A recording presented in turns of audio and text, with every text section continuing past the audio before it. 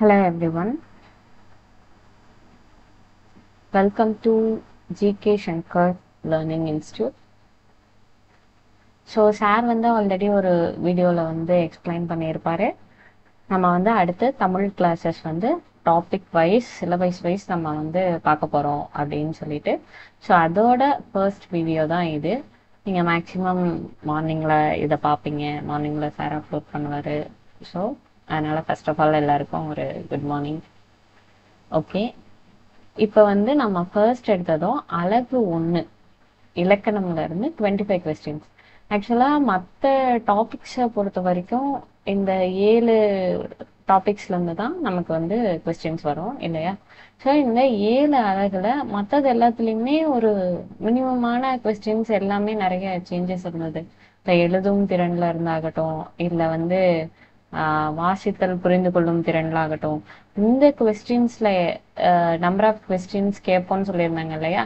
இதுல எல்லாமே பேர்லி ஒரு 2-3 கொஸ்டின்ஸ்க்கு மேலேயே சேஞ்சஸ் வந்து இருந்தது. ஆனா நமக்கு வந்து இந்த இலக்கணம் ஃபர்ஸ்ட் இருக்கு இல்லையா? ஸோ அதில் வந்து சேஞ்சஸே வந்து இல்லை. அப்படியே 25 கொஸ்டின்ஸ் கேட்போம்னு சொல்லியிருந்தாங்க. சேம் 25 கொஸ்டின்ஸ் தான் கேட்டிருந்தாங்க. ஸோ நம்ம வந்து ஃபர்ஸ்ட் அதுலேருந்து நம்ம ஸ்டார்ட் பண்ண போகிறோம். அப்படியே சிலபஸ் வைஸ் லைன் பை லைனாக பார்க்கலாம். ஓகேங்களா? ஓகே,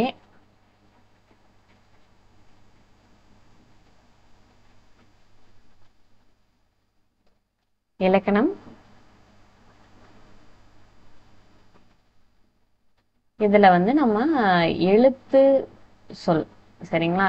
ஸோ இதுல இருக்க ரொம்ப பேசிக்கான நிறைய விஷயங்களை கொடுத்துருக்கலாம். ஆக்சுவலா நம்ம பிரித்தெழுதுதல், சேர்த்தெழுதுதல் இதெல்லாம் ஒரு மேட்டராகவே இதுக்கு முன்னாடி நம்ம கன்சிடர் பண்ணியிருக்க மாட்டோம். ஆனா இப்ப வந்து அதை ரொம்ப நம்ம உள்வாங்கி படிக்க வேண்டிய ஒரு கொஸ்டின் பேப்பரோட எவல்யூஷனும் மாறிட்டே இருக்கு.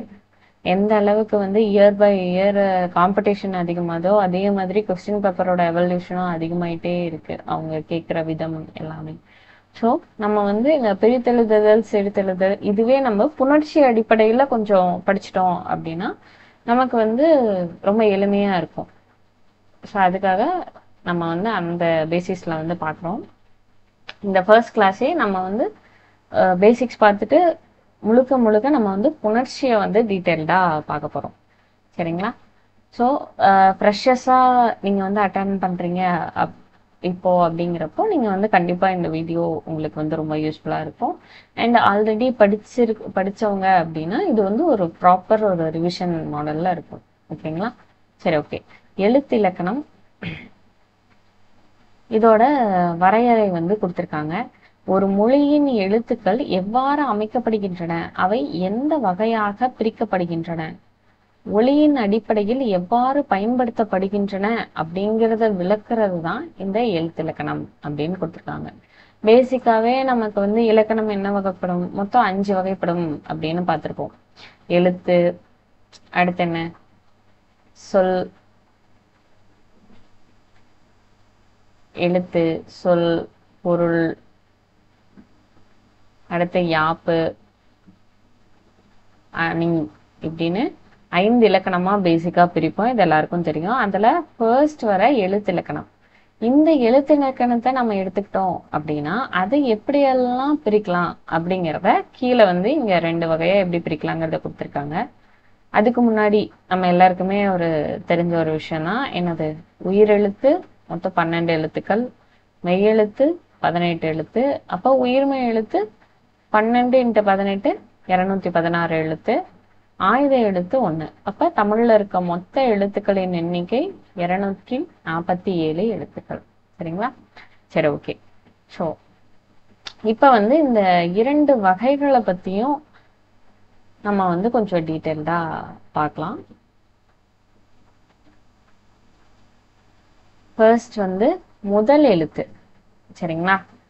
இப்ப முதல் எழுத்து சார்பெழுத்துக்கள் அப்படின்னு இதுக்கு முதல்ல ஏன் பேர் வந்தது அப்படின்னா, முதல் எழுத்துக்கள் அப்படின்னா பிறவியில் முதலில் தோன்றிய எழுத்துக்கள் என்பதாலே அப்படின்னு கொடுத்துருக்காங்க.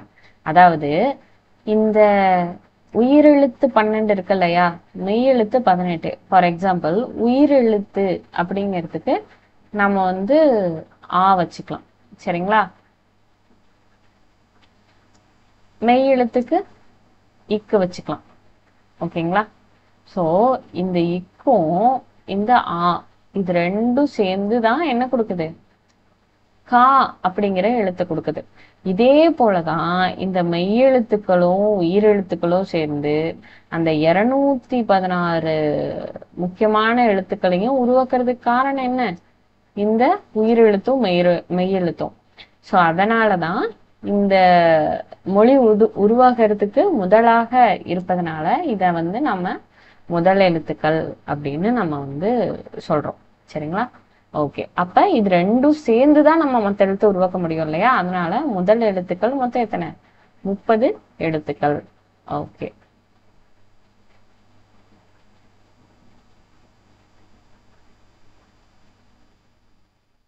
சரி, இப்ப முதல் எழுத்துக்கள் பார்த்துட்டோம். சார்பு எழுத்துக்கள் அப்படின்னா என்னன்னா, மேல பார்த்தோம் இல்லையா அந்த முதல் எழுத்துக்கள், அந்த முதல் எழுத்துக்களை சார்ந்து வருவதனால இதற்கு சார்பு எழுத்துன்னு பேரு. அவ்வளவுதான், வேற ஒண்ணும் இல்லை. இந்த சார்ந்து அப்படிங்கிற வார்த்தைக்காக தான் நம்ம இந்த சார்பு எழுத்துக்கள் அப்படின்னு வந்து சொல்றோம். இத வந்து மொத்தம் 10 வகையா வந்து பிரிச்சிருப்பாங்க. ஓகேவா? என்னென்னவா பிரிச்சிருப்போம்? உயிரெழுத்து, அதாவது உயிர்மை, ஆயுதம், உயிரெழப்படை, ஒற்றெழப்படை, குற்றியலுகரம், குற்றியலிகரம், அப்புறம் 4 வகை குறுக்கங்கள்: ஐகார குறுக்கம், ஔகார குறுக்கம், மகர குறுக்கம், ஆயுத குறுக்கம் அப்படின்னு சொல்லி மொத்தம் நம்ம வந்து ஒரு 10 வகையா வந்து பிரிச்சிருப்போம். அதை பத்திலாம் நம்ம பின்னாடி டீட்டெயில்டா பார்ப்போம். இங்க வந்து நம்ம பார்க்க வந்தது மேஜரா இதை புணர்ச்சியை பத்தினது தான். சரிங்களா? சோ அதை வந்து கொண்டுட்டு போயிடுவோம். ஓகே. இப்போ புணர்ச்சி என்பது 2 சொற்கள்.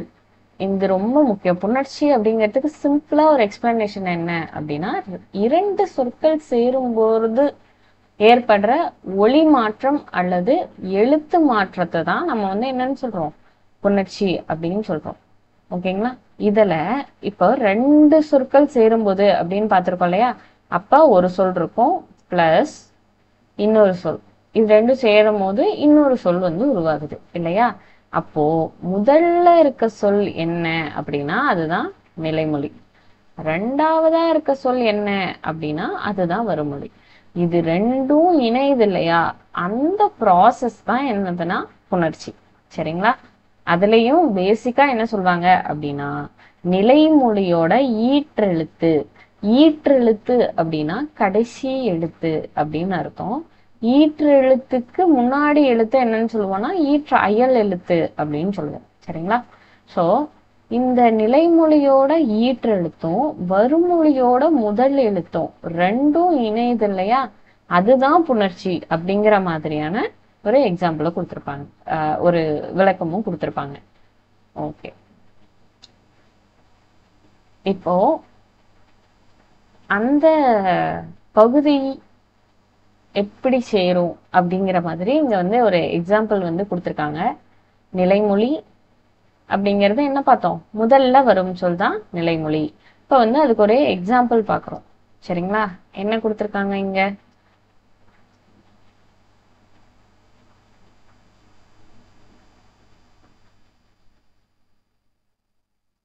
தமிழ் கூட்டல் அரசு.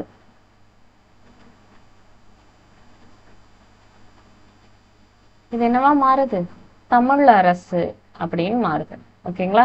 அதாவது இல் கூட்டல் ஆ என்னவா மாறுது? லாவா மாறுது. சரிங்களா? சோ இப்ப முதல்ல வரும் சொல் தான் என்னது? அப்ப இந்த தமிழ் அப்படிங்கிறது தான் என்ன? நிலைமொழி. அரசு அப்படின்னா என்ன? பின்வரும் சொல் அப்படின்னு கொடுத்திருக்காங்களா? அப்ப இது பின்னாடி வர சொல். இதுதான் என்ன? வருமொழி. சரிங்களா? அப்ப இது ரெண்டும் சேர்ந்து வருது இல்லையா? அதுதான் புணர்ச்சியால் உருவான சொல். சரிங்களா? அப்படி ரெண்டும் சேர்றப்போ இந்த இல்லும் ஆவும் சேர்ந்து என்னவா மாறுது? லாவா மாறுது. சரிங்களா? சோ இந்த ஒளி மாற்றம் எழுத்து மாற்றம் இருக்கு இல்லையா? இததான் நம்ம வந்து புணர்ச்சி அப்படின்னு சொல்றோம். அதுக்கு இன்னொரு எக்ஸாம்பிள் கொடுத்திருக்காங்க. நல் கூட்டல் பண்பு என்னவா மாறுது? நற்பண்பு அப்படின்னு மாறுது. சரிங்களா? சரி, ஓகே. இந்த புணர்ச்சி வந்து வெவ்வேறு விதமா வந்து எக்ஸ்பிளைன் பண்ணுவாங்க. இங்க நிலைமொழி அண்ட் வருமொழி. சரிங்களா? இதன் அடிப்படையில எப்படியெல்லாம் வந்து புணர்ச்சிய பிரிக்கிறாங்க அப்படின்னு பார்ப்போம். ஸோ இதை வந்து பேசிக்கா எப்படி பிரிப்பாங்க அப்படின்னா, இங்க கொடுத்துருக்காங்க இல்லையா, உயிர் முதல் புணர்ச்சி. அதாவது ரெண்டு சொல் இருக்கு அப்படின்னா, அந்த சொல்லோட முதல் எழுத்து உயிரெழுத்தா ஆரம்பிச்சது அப்படின்னா அது வந்து உயிர் முதல், சாரி, அதாவது நிலைமொழி இல்ல, வருமொழி. ஓகே, இது கொஞ்சம் கரெக்ட் பண்ணிக்கோங்க. நிலைமொழி இல்ல, வருமொழியோட முதல் எழுத்து உயிரெழுத்தா ஆரம்பிச்சது அப்படின்னா அது வந்து உயிர் முதல் புணர்ச்சியில வரும். சரிங்களா? ஸோ இப்படி அந்த சொல் வந்து எதால முடியுது, நிலைமொழி எப்படி முடியுது, வருமொழி எப்படி ஆரம்பிக்குது அப்படிங்கிறத வச்சு புணர்ச்சியை வந்து நம்ம வந்து ஒரு 4 வகையா வந்து பிரிப்போம். சரிங்களா? இப்ப இங்க உயிர் முதல் புணர்ச்சி. இந்த உயிர் முதல் புணர்ச்சி அப்படின்னா என்னன்னா, நம்ம இப்ப எக்ஸ்பிளைன் பண்ணிட்டோம் இல்லையா, இதே தமிழ் கூட்டல் அரசை இதுக்கு எக்ஸாம்பிளா வச்சுக்கலாம். இப்போ வருமொழியில ஆ அப்படிங்கிற எழுத்து தான் என்னவா வந்திருக்கு, முதல் எழுத்தா இங்க வந்து வந்திருக்கு. அந்த முதல் எழுத்தா வந்தது என்ன, ஒரு உயிர் எழுத்து. அப்போ இது என்ன வகை அப்படின்னா உயிர் முதல் புணர்ச்சி. சரிங்களா? ஓகே, இப்ப அடுத்து பார்க்கலாம்.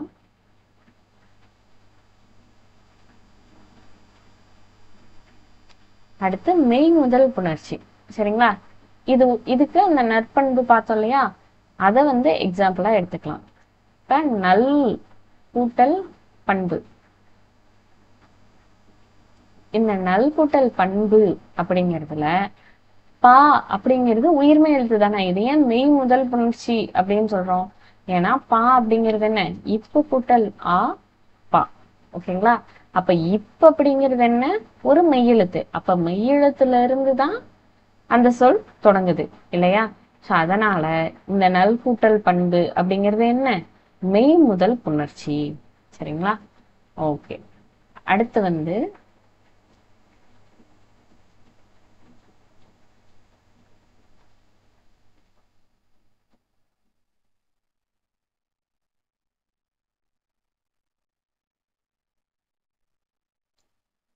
உயிர் ஈறு புணர்ச்சி.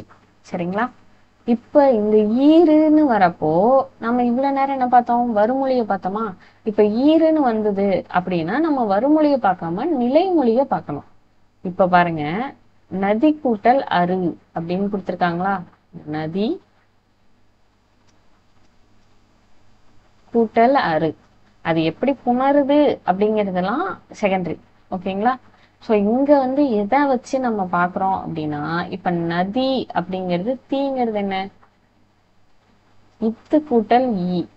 அப்போ ஈற்ற நிக்கிறது உயிர்மை எழுத்து அப்படிங்கிறத தாண்டி அந்த உயிர்மை எழுத்துல இருக்க ஈ அப்படிங்கிற உயிர் எழுத்து தான் இங்க வந்து ஈற்றா நிக்குது இல்லையா நிலைமொழியில. சோ அதனால இது வந்து என்னன்னு சொல்றாங்க, உயிரீற்று புணர்ச்சி அப்படின்னு சொல்றாங்க. சரிங்களா? ஓகே, இப்ப அடுத்து மெய்யீற்று புணர்ச்சி அப்படின்னா சேம் அதே மாதிரி தான். இதுக்கு வந்து ரொம்ப சிம்பிளான ஒரு எக்ஸாம்பிள், கண் கூட்டல் அழகு. இப்ப இதுல இன் அப்படிங்கிறது என்ன, ஒரு மெய்யெழுத்து. சரிங்களா? அப்ப மெய்யெழுத்து ஈற்றா நிக்கிறதுனால இது மெய்யீற்று புணர்ச்சி. ரொம்ப சிம்பிள் தான்.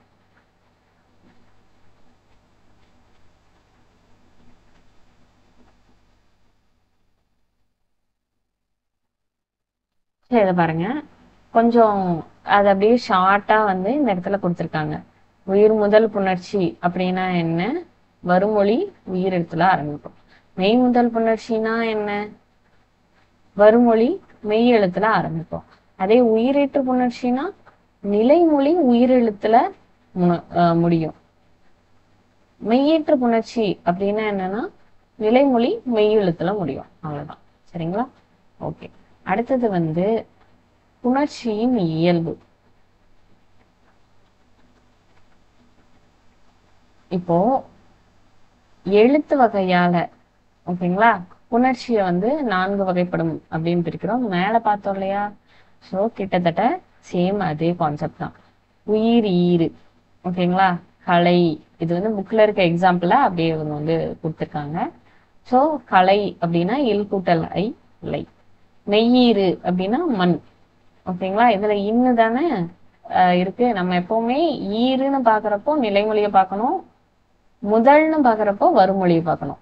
அப்போ உயிர் முதலுக்கு என்ன எக்ஸாம்பிள்? ஈ அப்படிங்கிறது உயிர் முதலா வந்திருக்கு இல்லையா?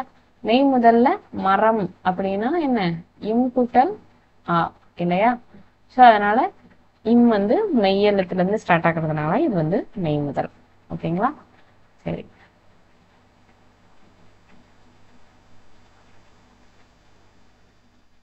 அடுத்து எழுத்துக்களின் அடிப்படையில் புணர்ச்சி. இப்போ நாம இந்த உயிர் மெய் முதல் எல்லாம் எங்க வரும்னு பார்த்தோம் இல்லையா? இதன் அடிப்படையில எப்படி புணரும் அப்படிங்கறத கொடுத்துருக்காங்க. இப்போ உயிர் முன் உயிர், மலைனா என்ன? இல் கூட்டல் ஐ முடியுது. அடுத்தது இங்கே உயிர். அப்போ 2 உயிரெழுத்து வரப்போ எப்படி புணரும்? மலை கூட்டல் அருவி, மலையருவி அப்படின்னு வருது இல்லையா? அப்போ இத வந்து நம்ம எப்படி சொல்லணும்? உயிர் முன் உயிர்னு சொல்லணும். இப்போ அதுவே தமிழ் கூட்டல் அன்னை அப்படின்னு இருக்கு அப்படின்னா இல் அப்படிங்கிறது என்ன? ஒரு மெய்யெழுத்து. சரிங்களா? அப்போ சோ இங்க வந்து ஆ அப்படிங்கிறது என்ன? உயிரெழுத்து. அப்போ உயிருக்கு முன்னாடி என்ன இருக்கு? மெய்யெழுத்து இருக்கு.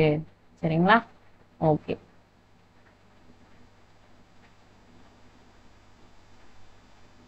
அடுத்தது மெய் முன் உயிர். இப்போ இந்த இடத்துல இம் அப்படிங்கிறது இருக்கும்னு முன்ன பார்த்தோம் இல்லையா? அப்ப அதுக்கு முன்னாடி இது என்ன? நைனா ஐ அப்படிங்கிற எழுத்து இருக்கும். அப்போ மெய் முன்னாடி உயிர் இருக்கு. இங்க மெய் முன்னாடி இன் அப்படிங்கிற மெய்யே தான் இருக்கு. சரிங்களா? சோ அததான் இங்க வந்து பார்த்திருக்கோம். இப்ப வந்து இலக்கண வகைகள் இதன் அடிப்படையில எப்படி வந்து பிரியும் அப்படிங்கிற மாதிரி நம்ம பார்க்கிறோம். பேசிக்கா இலக்கண அடிப்படையில சொற்கள் என்னவா பிரியும்? பெயர் சொல், வினைச்சொல், இடைச்சொல், உரிச்சொல் அப்படின்னு 4 வகையா வந்து பிரியும். இதே ஏன் இலக்கண அடிப்படையில அப்படின்னு பாக்குறோம் அப்படின்னா, சொற்கள் 4 வகைனா பெயர் சொல், வினைச்சொல், இடைச்சொல், உரிச்சொல் மட்டும் கிடையாது. சரிங்களா? சொற்கள் இருக்கு சொல் அப்படின்னா அதை வந்து இலக்கண வகையா 4 சொல்லாவும் நம்ம வந்து பிரிப்போம். அதே போல இலக்கிய வகையாவும் நம்ம வந்து 4 சொற்களா பிரிப்போம். அது வந்து நம்ம வந்து இயற் சொல், திரி சொல், திசை சொல், வடச்சொல் அப்படின்னு பிரிப்போம். அதை வந்து நம்ம பின்னாடி பார்க்கலாம். சரிங்களா? இங்க இலக்கண அடிப்படையில பிரிச்ச அந்த 4 சொற்களை வந்து கொடுத்திருக்காங்க. சோ இது எப்படி பொருள் இந்த சொற்களின் அடிப்படையில எப்படி கொடுத்திருக்காங்க அப்படிங்கிறத பாக்குறோம். இப்ப கனி கூட்டல் சாறு இருக்கு அப்படின்னா, கனிங்கிறது என்ன? ஒரு பெயர் சொல். சாறுங்கிறதும் ஒரு பெயர் சொல். அதே போல தமிழ் அப்படிங்கிறது ஒரு பெயர் சொல். ஆனா படிங்கிறது என்ன? ஒரு வினைச்சொல். அதாவது இந்த எடுத்துக்காட்டு இருக்கு இல்லையா? இதை வச்சு எப்படி வந்து அது பிரிஞ்சிருக்கு அப்படிங்கிறத காட்டியிருப்பாங்க. அவ்வளவுதான். நடந்து அப்படிங்கிறது ஒரு வினைச்சொல், செல் அப்படிங்கிறதும் ஒரு வினைச்சொல். சரிங்களா? ஓகே, அடுத்து பாருங்க. அதே போல படித்த அப்படிங்கிறது ஒரு வினைச்சொல், நூல் அப்படிங்கிறது என்ன? ஒரு பெயர் சொல். ஸோ இந்த அடிப்படையில எல்லாம் புணர்ச்சிகள் வந்து ஏற்படுது அப்படிங்கிறத கொடுத்துருக்காங்க. இதுல ஏன் இடைச்சொல் உரிச்சொல் இதை வந்து நம்ம பார்க்கல அப்படின்னா, இடைச்சொல்லும் உரிச்சொல்லும், இடைச்சொல் அப்படிங்கிறது பெயர் சொல்லுக்கும் வினைச்சொல்லுக்கும் இடையில வர்றது இடைச்சொல். சரிங்களா? உரிச்சொல் வந்து அதோட அதாவது அந்த பெயரோடையோ இல்ல வினையோட செயலையோ மிகைப்படுத்தி காட்டுறதுக்காக நம்ம வந்து உரிச்சொல்லை பயன்படுத்துவோம். அதனால இது ரெண்டுமே வந்து இந்த இடத்துல நமக்கு வந்து புணர்ச்சியின் அடிப்படையில நம்ம அது வராது. சரிங்களா? ஓகே, சரி. இப்பதான் நம்ம வந்து உண்மையை சொல்லணும்னா எக்ஸாக்டா நம்ம வந்து புணர்ச்சியோட பிரிவுக்கு வந்திருக்கிறோம். சரிங்களா? புணர்ச்சிய ரொம்ப பேசிக்கா எப்படி பிரிப்பாங்க அப்படின்னா, இயல்பு புணர்ச்சி, விகார புணர்ச்சி அப்படின்னு பிரிப்பாங்க. இந்த வார்த்தையிலேயே நீங்க வந்து இதோட அர்த்தத்தை வந்து புரிஞ்சுக்கலாம். இயல்பு அப்படிங்கிறப்போ பெரிய அளவுல எந்த மாற்றமும் நடைபெறாது. இப்ப ஒரு நிலைமொழி இருக்கு பிளஸ் ஒரு வருமொழி இருக்கு அப்படின்னா ரெண்டும் சேர்ந்து அந்த சொல் அப்படியே தான் வருமே தவிர அதுக்குள்ளார எந்த மாற்றமும் நடக்காது. அப்படி நடக்காம இருந்தது அப்படின்னா அது வந்து இயல்பு புணர்ச்சி. சரிங்களா? விகாரம் அப்படிங்கிற வார்த்தையை நோட் பண்ணிக்கோங்க. ஏன்னா இதை நம்ம வந்து பகுபதி உறுப்பிலக்கணம் படிக்கிறப்பவும் இந்த விகாரம் அப்படிங்கிற சொல்ல வந்து நம்ம பார்ப்போம். விகாரம் அப்படின்னாலே அதுக்கு வந்து பொருள் மாற்றம் அப்படின்னு எழுதிக்கோங்க. விகாரம் அப்படின்னா அது வந்து மாற்றம். சரிங்களா? அப்படின்னா என்ன அப்படின்னா, ஒரு நிலைமொழியும் வருமொழியும் புணர்றப்போ ஏதாவது ஒரு சேஞ்சஸ் நடக்குதுங்க அப்படின்னா அதுக்கு பேரு தான் என்ன? விகார புணர்ச்சி. சரிங்களா?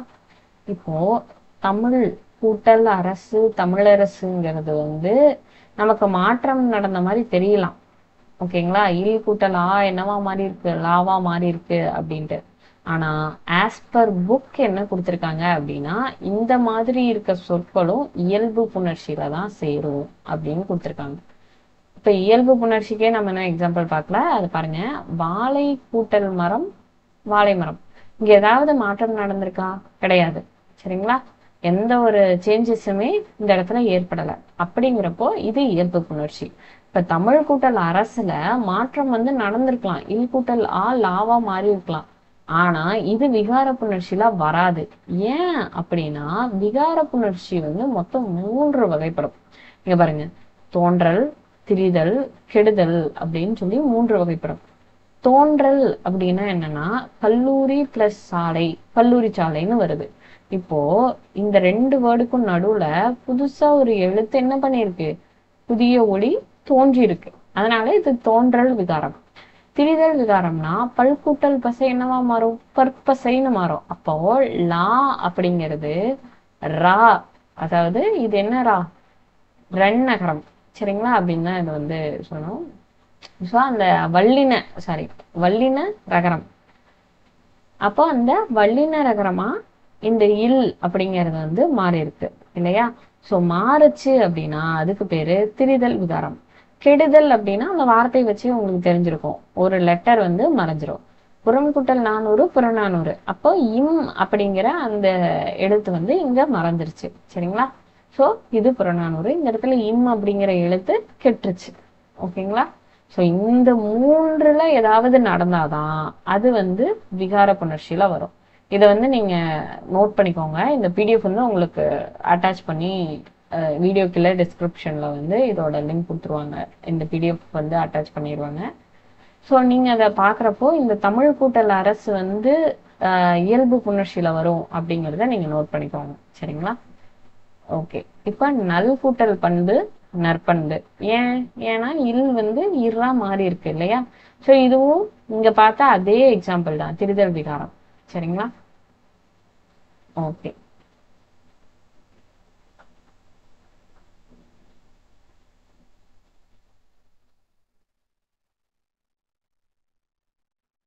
இப்போ புணர்ச்சி விதிகளை பத்தி நம்ம வந்து பாக்குறோம். அதுல ஃபர்ஸ்ட் வந்து என்ன அப்படின்னா உடம்படுமை புணர்ச்சி. சரிங்களா? என்னது? உடம்படுமை. இது என்ன உடம்படுமை அப்படின்னா ஃபர்ஸ்ட் என்ன அப்படின்னா, இப்ப ஒரு சொல் இருக்கு. சரிங்களா? இங்க இருக்கு இல்லையா? இத வந்து எடுத்துக்கோங்க. மணி கூட்டல் அழகு. நாம இதுக்கு முன்னாடி பார்த்ததுல எப்படி இருக்கும், அதாவது ஒரு இப்ப இல் அப்படின்னு இருக்கும், அது ஆவோட சென்ஸ்னா என்னவா மாறும், லாவா மாறும். சரிங்களா? அப்ப ஒரு மெய்யும் ஒரு உயிரும் சேர்ந்தாதான் புணர முடியும் இல்லையா? ஆனா இங்க மணி அப்படிங்கிறதுல என்ன இருக்கு, இன்னு கூட்டல் ஈ இருக்கு. அப்ப நிலைமொழியில ஈ இருக்கு. அதே வருமொழியில் என்ன இருக்கு, ஆ இருக்கு. அப்போ ரெண்டுமே உயிரெழுத்து. இது ரெண்டும் இணையுமா, உடன்படுமா அப்படின்னா, உடன்படுறதுன்னா என்ன, ரெண்டும் இணைகிறது. அப்போ இதுவும் இதுவும் உடன்படாது, இணையாது. சரிங்களா?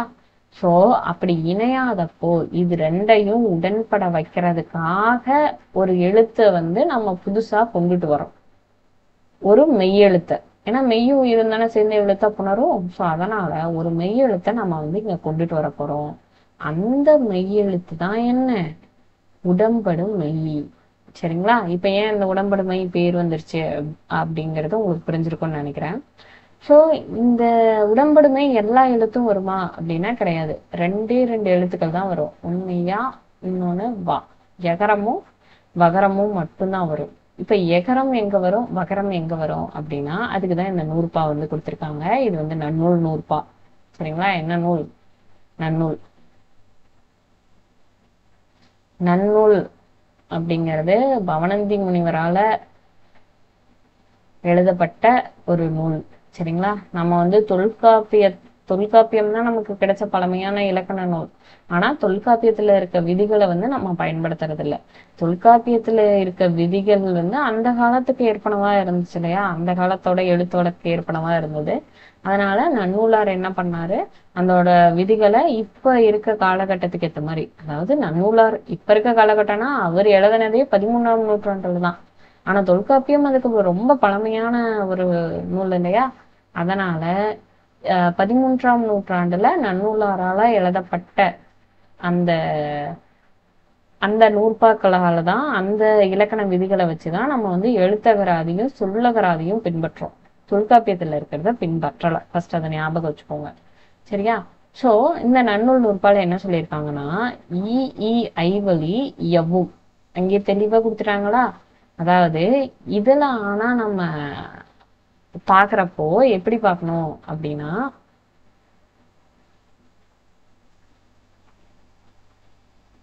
இந்த நிலைமொழி இருக்கு இல்லையா, அந்த நிலைமொழியில இருக்க உயிரெழுத்து தான் பார்க்கணும்.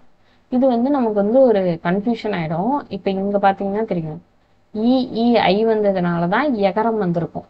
சரிங்களா?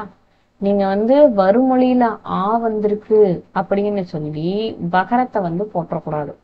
எப்பவுமே இந்த ஒரு கன்ஃபியூஷன் வந்து எனக்குமே இப்போ ஸ்ட்ரைக் ஆச்சு இல்லையா? ஸோ இந்த மாதிரி எப்பவுமே இந்த கன்ஃபியூஷன் வந்துகிட்டே இருக்கும். அதனால நீங்க வந்து நிலைமொழியை மட்டும்தான் பார்க்கணும். அதை வந்து ஞாபகம் வச்சுக்கோங்க. சரியா? வறுமொழியில இருக்க ஆவை பார்க்க கூடாது. நிலைமொழியில இருக்க ஈக்கு தான் இந்த ஃபார்முலா. ஓகேங்களா? நமக்கு நூற்பானா ஃபார்முலா மாதிரி தானே இலக்கணத்துக்கு. ஓகே. ஸோ அப்ப என்னென்ன இதை வந்து நீங்க தனியா கூட எழுதிக்கோங்க. ஓகேவா? நீட்டா. One check.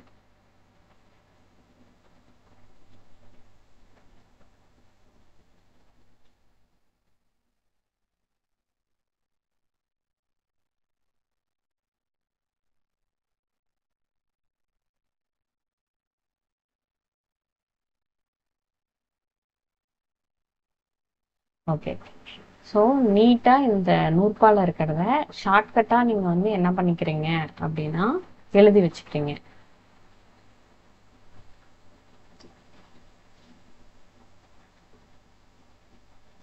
இ இ ஐ. ஓகேவா? இது மூணும் நிலைமொழிங்கிறத மறுபடியும் மறுபடியும் நான் சொல்லிட்டே இருக்கேன், ஞாபகம் வச்சுக்கோங்க. நிலைமொழி இ இ ஐ வந்தது அப்படின்னா என்ன வரணும்? எகரம் வரணும். சரிங்களா? இ இ ஐ வழி எவ்வும். அடுத்து என்ன கொடுத்துருக்காங்க? ஏனை உயிர் வழி வவ்வும். ஏனை உயிர்னா என்ன? இந்த இ இ ஈ தவிர மற்ற உயிர் எழுத்துக்கள் எது வந்தாலும் என்ன போடணும்? ஆ ஆ ஓ இதெல்லாம் வந்துச்சுன்னா என்ன பண்ணணும்? வகரம் போடணும். அதாவது இவ்வு. சரிங்களா? இந்த எகரம் வகரம் ஏன் அப்படின்னா நம்ம தமிழ் எழுத்துக்களை உச்சரிக்கிறப்போ இ இவ்வு அப்படின்னு சொல்லக்கூடாது. சரிங்களா? எகரம் வகரம் அப்படிதான் சொல்லணும். எகரம் வகரம்னா யா வாவை குறிக்காது, இ இவ்வுங்கிறத தான் குறிக்கும். சரிங்களா? ஓகே. இ ஐவரின் எவ்வும் ஏனைய உயிர் வரின் வவும். அப்ப இன்னொரு லைன் என்ன கொடுத்திருக்காங்க அப்படின்னா, ஏ முன் இவ்விருமையும் உயிர்வரின் உடம்பலும் மெய்யென்றாகும். அதாவது ஏ அப்படிங்கிற உயிரெழுத்து வந்தது அப்படின்னா இந்த ரெண்டுமே வரும் அப்படின்னு சொல்லியிருப்பாங்க. எகரமும் வரும், வகரமும் வரும். ஓகேங்களா? சரி, ஓகே. சரி, இப்ப சொல்லுங்க. நம்ம வழக்கமா வந்து ஈவன் நல்ல பழமையான கோயில்கள்ல கூட நம்ம எப்படி வந்து எழுதியிருப்போம்? கோயில் அப்படின்னு ஒரு சில இடத்துல எழுதுவோம், கோவில் அப்படின்னு ஒரு சில இடத்துல எழுதுவோம். ஓகேவா? இப்போ எகரம் கரெக்டா வகரம் கரெக்டா? ஃபர்ஸ்ட் கோயில் அப்படிங்கிறத நம்ம எப்படி பிரிப்போம்? கோ கூட்டல் இல் அப்படின்னு பிரிப்போம் இல்லையா? அப்போ கோங்கிறப்ப என்ன? ஓ தான் வரும். அப்ப ஏனைய உயிர் இ ஐ இல்ல. அப்ப என்ன போட்டிருக்கோம்? இவ்வுதான் வரணும். அப்ப கோயில் அப்படிங்கிறது என்ன? இலக்கணப்படி தப்பு. கோயில்னு வரக்கூடாது. சரிங்களா? கோவில் அப்படின்னு தான் வரணும். அதுதான் கரெக்ட். சரிங்களா? வி தான் கரெக்ட். ஆனா இன்னமும் நம்ம பார்த்தோம் அப்படின்னா நிறைய பழைய பழைய கோயில்கள்ல கூட கோயில்னு தான் போட்டிருப்பாங்க. ஸோ இதுக்கப்புறம் கோயில் அப்படிங்கிறத பாக்குறப்போ உங்களுக்கு இந்த உடம்புடைமை விதி ஞாபகம் வந்துடணும். சரிங்களா? சரி, ஓகே. இப்ப இந்த ஒவ்வொரு விதிக்கும் நம்ம வந்து ஒவ்வொரு எக்ஸாம்பிள் பார்த்துடலாம். சரிங்களா? இப்ப மேல பாருங்க, ஓடை கூட்டல் ஓரம் ஓடையோரம். ஓடை டைங்கிறப்ப என்ன வந்திருக்கு? ஐ வந்திருக்கு. சரிங்களா? இங்க என்ன இருக்கு? ஓ இருக்கு. இப்ப ரெண்டுமே உயிரெழுத்து, உடம்படாது. அப்ப உடம்பட வைக்கிறதுக்காக நம்ம என்ன பண்றோம்? ஐ அப்படிங்கிற எழுத்து வந்தா என்ன வரணும்னு பார்த்திருக்கோம்? யா வரணும் அப்படின்னு சொல்லி பார்த்திருக்கோம். அப்போ நம்ம இங்க எகரத்தை வந்து ஆட் பண்றோம். சரியா? ஆட் பண்றப்போ ஈ கூட்டல் ஓ என்னவா மாறிடுது? யோ அப்படின்னு மாறிடுது. அப்போ ஓடையோரம். சரிங்களா? நீங்க ரொம்ப முக்கியமா இத வந்து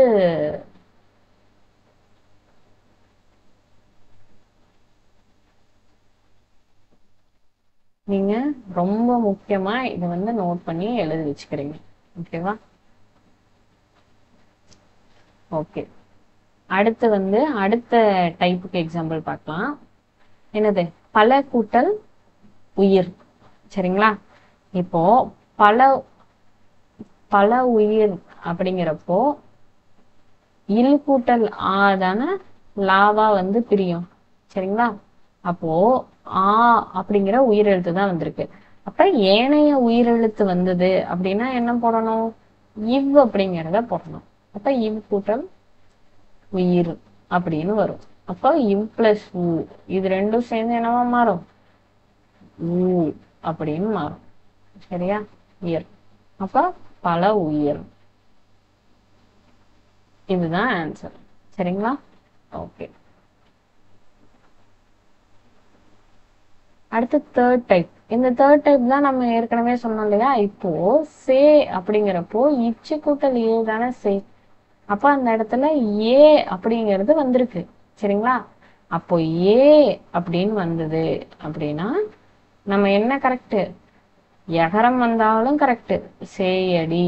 யா வந்தாலும் கரெக்ட், சேவடி. அப்படின்னு வா வந்தாலும் கரெக்ட். ஓகேவா? ஓகே.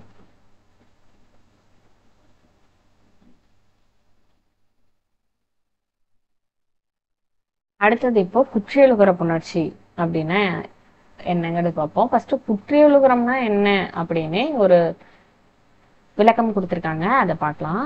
கசட தவற. சரியா? வள்ளின எழுத்துக்கள் இருக்குல்ல, இப்பு இச்சு இட்டு இத்து இப்பு இரு. இது எல்லாம் எதோட சேருது? உகரத்தோட சேருது. உகரத்தோட சேர்ந்தா என்னவா மாறும்? குசிடு துபுரு அப்படின்னு மாறும்.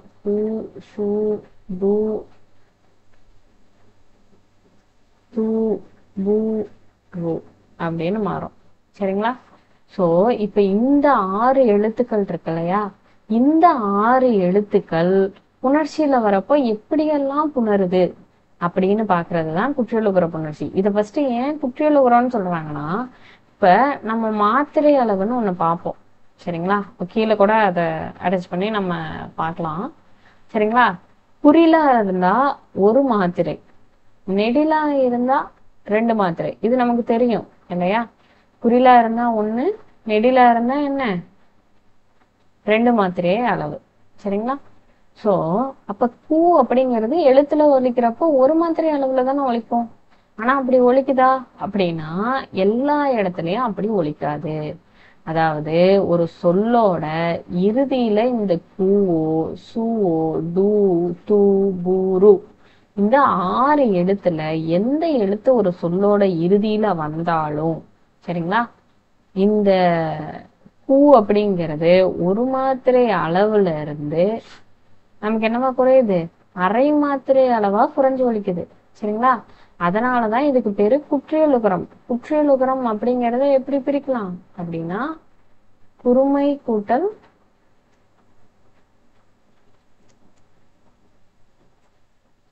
இயல் கூட்டல் உகரம் அப்படின்னு பிரிக்கலாம். சரிங்களா? அதாவது இந்த உகரம் அப்படின்னா என்ன? இந்த கூல இருக்க உகரம். சரியா? அது தன்னோட இயல் அப்படின்னா ஓசைன்னு அர்த்தம். சரிங்களா? அது தன்னுடைய ஓசையான ஒரு மாத்திரை அளவுல இருந்து, சரிங்க, ஒரு மைன்னு வரும். சரியா? சோ அது தன்னுடைய ஒரு மாத்திரை அளவுல இருந்து குறைஞ்சு அரை மாத்திரை அளவா ஒலிக்குது. அதுக்கு பேரு தான் குற்றியல் உகரம். ஓகே, அது அப்புறம். சரிங்களா? சோ இப்ப இந்த குற்றியல் உகரம் எப்படி புணருது அப்படிங்கிறத பார்க்கலாம். கொக்கு கூட்டல் யாது கொக்கியாது. சரிங்களா?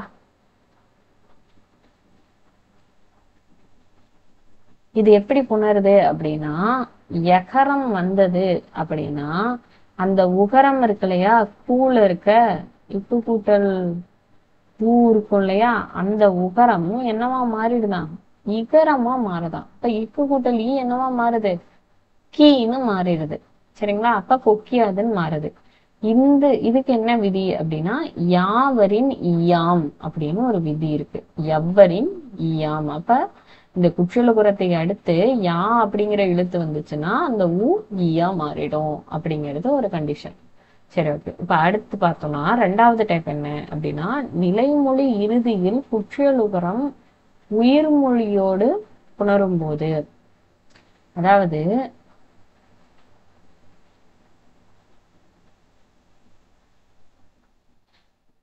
உயிர்வரின் உட்பொருள் மெய்விட்டோடும் அப்படிங்கிற விதியை இந்த இடத்துல எக்ஸ்பிளைன் பண்ணியிருக்காங்க. சரிங்களா? இதுல பாருங்க, ஆ அப்படிங்கிறது ஒரு உயிர் எழுத்து. இது வந்தது அப்படின்னா இந்த ஊ இருக்கு இல்லையா, இந்த ஊங்கிறது குற்றியலுகரம் இல்லதான். சரிங்களா? ஆனா இந்த உகரம், இந்த ஊல இருக்க இவ்வு கூட்டல் ஊல இருக்க உகரம் என்ன பண்ணுமா, உயிர் எழுத்து வருது புணர்ச்சியில அப்படின்னா தன்னுடைய மெய்ய விட்டுட்டு ஓடிடுமா. சரிங்களா? அதனாலதான் இது என்ன, உயிர்வரின் உட்குரல் மெய்விட்டோடும். அப்ப ஊ போயிடுச்சுன்னா இவ்வு மட்டும் இருக்கும். இவ்வு கூட்டல் ஆ என்னவா மாறிடும், வாவா மாறிடும். சரிங்களா?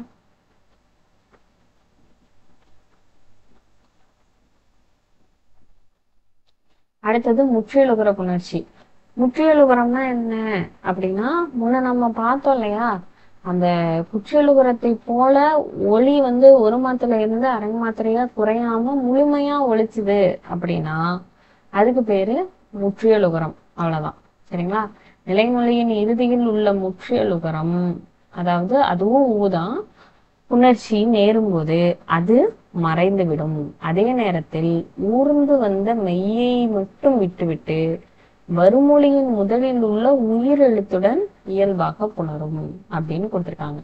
இதுக்கு பேரு என்ன விதி அப்படின்னா முற்றுமற்று உறவழி. இப்ப நம்ம ஒரு எக்ஸாம்பிளை வச்சு இத நம்ம பாத்துக்கலாம். சரிங்களா?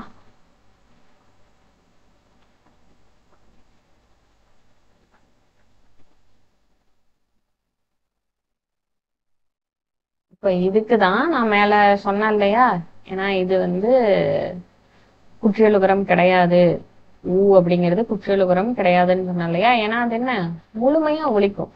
சரிங்களா? சோ இப்படி முற்றியலுகரம் முழுமையா ஒழிக்கிறப்போ இந்த வரவு அப்படிங்கிறதுல இந்த ஊ என்ன பண்ணுது, முழுமையா ஒழிக்குது. அப்ப இது என்னது, ஒரு முற்றியலுகரம்.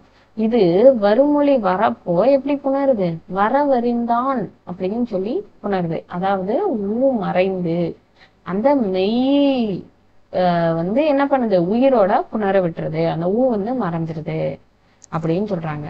இது குற்றியலுகர புணர்ச்சியில பார்த்தோம்னா உயிர்வரின் உட்பொருள் மெய்விட்டோடும் அப்படிங்கிற பொருள்ல வரும். அதே முற்றியலுகரத்துல பார்த்தோம் அப்படின்னா முற்று மற்றும் ஒரே வழி அப்படிங்கறதுதான். ஆனா கிட்டத்தட்ட கான்செப்ட் எல்லாம் சேமா தான் இருக்கு. சரிங்களா?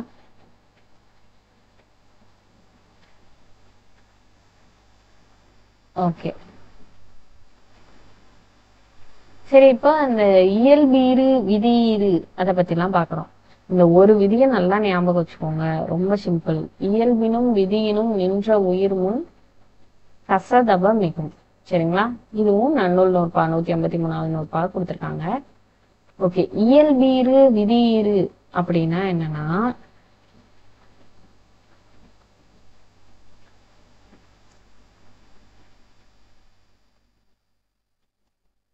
இப்ப இங்க கொடுத்திருக்க ரெண்டு எக்ஸாம்பிளையும் பாருங்க. பள்ளி, தோழன். சரிங்களா? இப்போ பள்ளிங்கிறதுல என்ன உயிரெழுத்து நிக்குது? இல் கூட்டல் ஈ. அப்ப ஈ அப்படிங்கிற உயிரெழுத்து நிக்குதா? ஓகேங்களா? சோ இது இயல்பா அதுவா வந்து இருக்கிறதுனால இது இயல்பீடு. அதே இப்ப நிலம் கூட்டல் தலைவர்னு பாத்தீங்கன்னா ஃபர்ஸ்ட் என்ன கெடும் அப்படின்னா இந்த மா அப்படிங்கிறது தான் முதல்ல கெடும். கெட்டு என்னவா மாறும்? நில கூட்டல் தலைவர்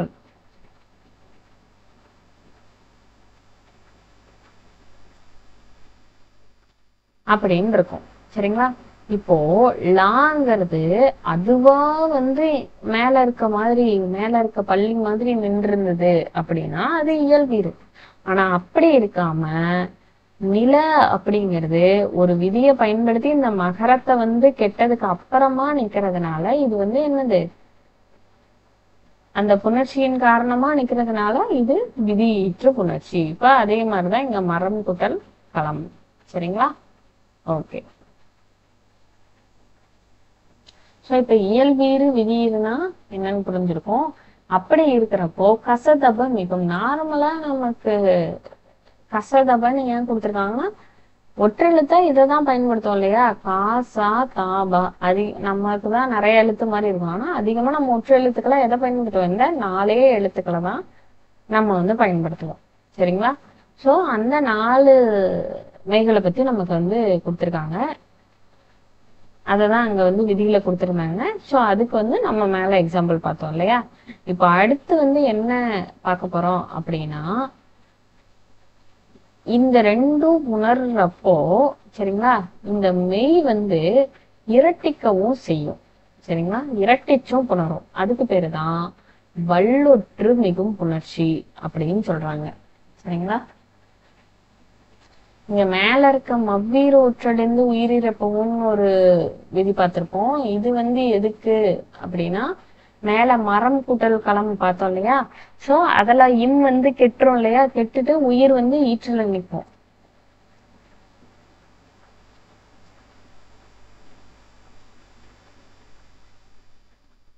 மரம் கூட்டல் களத்துல ஃபர்ஸ்ட் இம் கெடுறது தான் மவ்வீரு. ஒற்று அழிந்து அந்த இம்முங்கிற ஒற்று அழிந்துருச்சு. உடல் உயிரீறு ஒப்பவும். அப்ப இந்த ரால இருக்கிற இரு கூட்டல் அந்த உயிர் என்ன பண்ணுது? எஞ்சி நிற்குது. அதான் மவ்வீறு ஒற்றிலிருந்து உயிரீறு ஒப்பவும் அப்படிங்கிற விதியை வந்து அந்த இடத்துல அந்த மரக்கலமுக்கு மென்ஷன் பண்ணி கொடுத்துருக்காங்க. ஓகேங்களா? அடுத்தது பூப்பெயர் புணர்ச்சி. பூப்பெயர் புணர்ச்சி ரொம்ப ரொம்ப ஈஸி. சரிங்களா? ஒண்ணும் இல்ல, ஒரே விதிதான். ஓகேங்களா? இந்த பூப்பெயர் புணர்ச்சியில ஒரே ஒரு விதி தான் பயன்படுத்துறோம். இன மென்மையும் மிகும் அப்படிங்கிறத மட்டும் ஞாபகம் வச்சுக்கோங்க. என்னது? இன மென்மையும் மிகும் அப்படிங்கிறது. அப்படின்னா ஒண்ணும் இல்ல, பூ கூட்டல் கொடி. ஓகேங்களா? நம்ம இதுக்கு முன்னாடி என்ன பார்த்திருப்போம்? நார்மலா இப்படி இருந்ததுன்னா இயல்பினும் விதியினும் நின்ற உயிர்மும் என்ன மிகும்? காசா தாபா. இது 4ல 1தான் வரும். அப்ப கொடிங்கிறப்ப என்ன வந்திருக்கும்? பூக்கொடி அப்படின்னு வந்திருக்கும். சோலைனா பூச்சோலை அப்படின்னு வந்திருக்கும். ஆனா இது வந்து வல்லினமைகள் இல்லையா? இது புணர்ற மாதிரியே அதுக்கு இனமான மெல்லினமைகள் புணர்றதும் சரிதான் அப்படிங்கிறதுதான் இந்த புணர்ச்சி. சரிங்களா? பூப்பெயர்மும் இன மென்மையும் மிகும். அப்ப பூக்கொடிங்கிறது கரெக்ட், பூங்கொடிங்கிறதும் கரெக்ட், பூச்சோலையும் கரெக்ட், பூஞ்சோலையும் கரெக்ட், பூத்தொட்டியும் கரெக்ட், பூந்தொட்டியும் கரெக்ட், பூப்பந்தும் கரெக்ட், பூம்பந்தும் கரெக்ட். சோ அததான் இந்த பூப்பெயர் புணர்ச்சியில நம்ம வந்து பாக்குறோம். சிறப்பு கவனம், இவை இணை சொற்களாக உருவாகின்றன.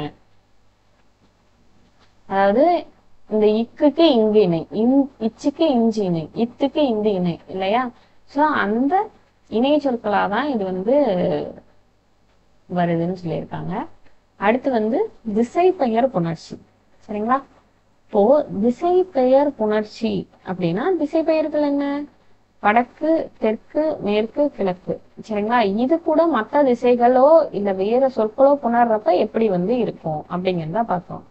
இதுக்கு 2 வந்து ஸ்டெப்ஸ் கொடுத்துருக்காங்க. இறுதி உயிர் பிளஸ் இக்கு வந்து நீங்கும், இரு இன்னா மாறும், லா அதாவது நாவாவோ லாவாவோ மாவாகவோ மாறும்னு கொடுத்துருக்காங்க. நமக்கு எக்ஸாம்பிள் பார்த்தா தான் உங்களுக்கு ப்ராப்பரா புரியும். திசையோட திசையும் பிறவும் சேரின் நிலையீற்று உயிர்மை. ஓகேவா, அந்த ஈற்றுல இருக்க உயிர்மை ககர ஒற்று நீங்கணும். சரிங்களா, ககர ஒற்று நீங்கணும். அதாவது அந்த உயிர் அப்புறம் மெய்யெழுத்தோ அதாவது உயிர்மெய் எழுத்து நீங்கி அந்த ககர ஒற்றும் நீங்கணும். இந்த ரகரம் ரகரம் நாள் இல்ல ரகர நாளாவா திரிதலும் ஆம்பிர அப்படின்னு சொல்லி கொடுத்துருக்காங்க. அதாவது வடக்கு கூட்டல் மேற்கு. இப்ப இதுல இருக்க இக்கும் பூவும் கெட்டு வடமேற்கு அப்படின்னு வரும். சரிங்களா, அதெல்லாம் மேல பார்த்தோம். இப்ப அதே தெற்கு கூட்டல் கிழக்கு அப்படின்னு இருக்கிறப்போ அந்த பூ கெட்டுருச்சு. இந்த ரா வந்து என்னவா மாறும்னு மேலேயே பார்த்தோம், நா லா மா இதுவா மாறும்னு பார்த்தோம்ல.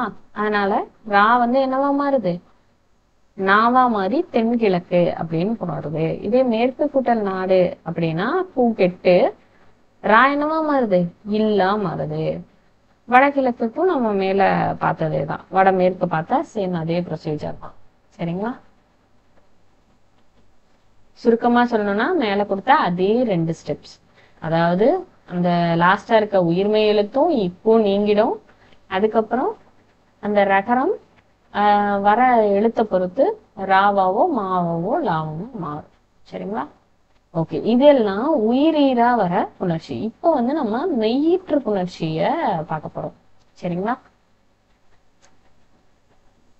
நிலைமொழியின் இறுதியில் இருக்கும் மெய்யெழுத்தும் வருமொழியின் தொடக்கத்தில் இருக்கும் உயிரெழுத்தும் சேரும்போது ஏற்படும் புணர்ச்சி தான் மெய்யீற்று புணர்ச்சி. ரொம்ப சிம்பிளா கொடுத்துருக்காங்க, சேம் அதே தான். சரிங்களா, இதுல ஃபர்ஸ்ட் விதி என்ன, அடிக்கடி நம்ம பயன்படுத்துற ஒரு விதி, இந்த உடல் மேல் உயிர் வந்து ஒன்றுவது இயல்பே. இந்த விதி ரொம்ப ரொம்ப முக்கியம். சரிங்களா, ஸோ அது எல்லா இடத்துலயும் லாஸ்ட் ஸ்டெப்ல நம்ம மேக்சிமம் இந்த விதியை தான் பயன்படுத்தணும். சரிங்களா, அதாவது ஒரு பெரிய புணர்ச்சியோட இதை நம்ம பார்க்குறோம் அப்படிங்கிறப்போ எல்லாத்துலேயும் லாஸ்ட் ஸ்டெப்ல இதை பயன்படுத்துவோம். அப்படின்னா என்னன்னா, உடல் மேல், உடல் அப்படிங்கிற வார்த்தைக்கு மெய் அப்படின்னு ஒரு பொருள் இருக்கு. உடல்னா என்னன்னா மெய். ஓகேங்களா, அப்போ உடல் மேல அப்படின்னா மெய்யெழுத்தின் மேல உயிர் வந்து அப்படின்னா என்ன, உயிரெழுத்து வந்து ஒன்றா இணைகிறது இயல்புதான் அப்படின்னு சொல்லியிருக்காங்க. அப்ப ஈ கூட்டல் ஓ யோ. அப்ப இன் கூட்டல் மா அப்படிங்கிறப்ப இங்க எந்த இதுவும் புணர்ச்சியும் நடக்காது. மண்மகள் அப்படிங்கிறது அப்படியே வந்துடும். சரிங்களா, இங்க வந்து உயிரெழுத்து, சாரி இங்க மெய்யெழுத்து, இங்க உயிரெழுத்து. அப்ப இன் கூட்டல் ஈ என்னவா மாறுது, நீயா மாறுது. ஓகேங்களா,